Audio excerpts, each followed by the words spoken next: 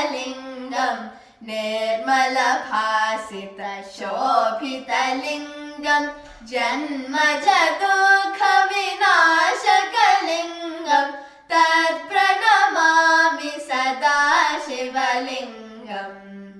देवमुनिप्रवराचितलिङ्गम् कामदहनकरुणाकरलिङ्गम् रावणदर्पविनाशकलिङ्गम् तत्प्रणमामि सदा शिवलिङ्गम्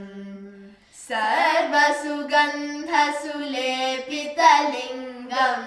बुद्धिविवर्धनकारणलिङ्गम् सिद्धसुरासुरवन्दितलिङ्गम् तत्प्रणमामि सदा शिवलिङ्गम् कनकमहामणिभूषितलिङ्गम्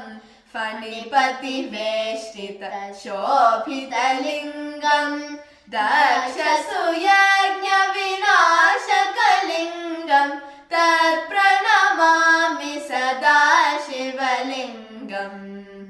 कुङ्कुमचन्दनलेपितलिङ्गम् पङ्कजहारसुशोभितलिङ्गम् सञ्चितपापविनाशकलिङ्गम् तत्प्रणमामि सदा शिवलिङ्गम्